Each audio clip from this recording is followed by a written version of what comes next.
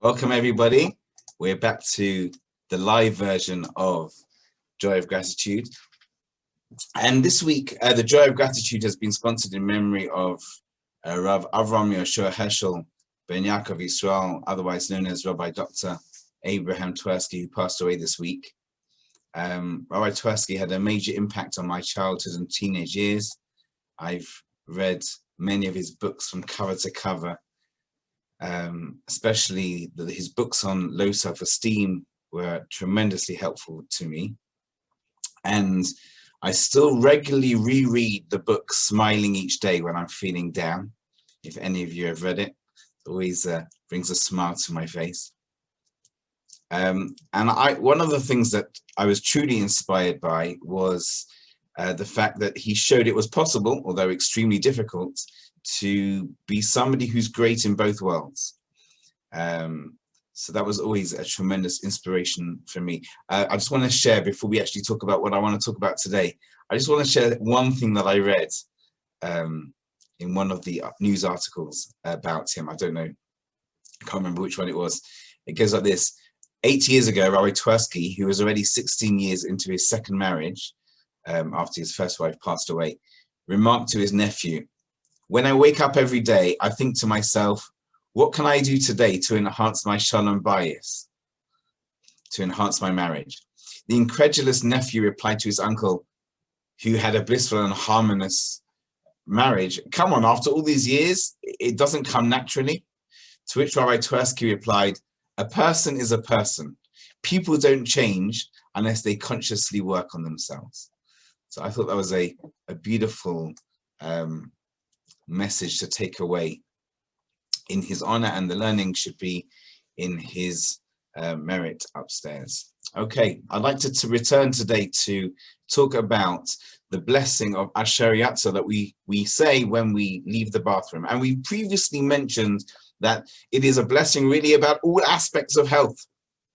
All different aspects of health are included in there, and we recommended the idea of every time we say this particular blessing, we think about one particular aspect of our health, and I hope people are still doing that. But I'd like to focus on something completely different, a completely different aspect to this blessing, and that is the last words of the blessing.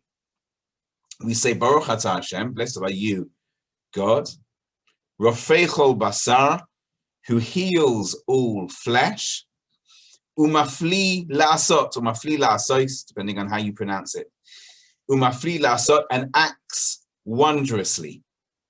And acts wondrously. He heals all flesh and acts wondrously. What is this acting wondrously referring to? So the Ramah of Moshe Isserles, who is the Ashkenazi halachic work connected to the Shulchan Aruch, he explains that these words refer to the fact that even though we are made of two completely different and opposite components, a physical body and a spiritual soul, Hashem acts wondrously to keep those two things together. And many people have the custom in the morning to say the blessing of Asher Yatzah, which thanks Hashem for the physical health, directly preceding the blessing of Elokai Neshama, which thanks Hashem for our soul. So therefore the words acts wondrously are actually perfectly positioned between the blessing on the physical and the blessing on the spiritual. If we think just for a moment, we'll realize how amazing this is, because we are formed from two completely separate components that are actually at odds with each other.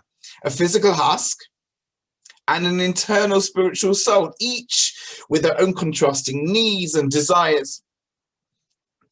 Now, of course, every aspect of creation is wondrous. Every physical being, every angelic being. But the one being that is the most astounding is the one that combines these two opposites. So why is it so important to have this wondrous combination of opposites?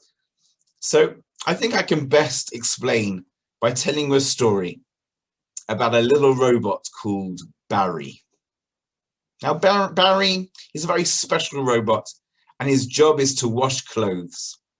In the morning, when Barry wakes up, someone in the family puts clothes inside his stomach, adds some powder and liquid to a drawer on one side of his head, presses some buttons on the other side of his head.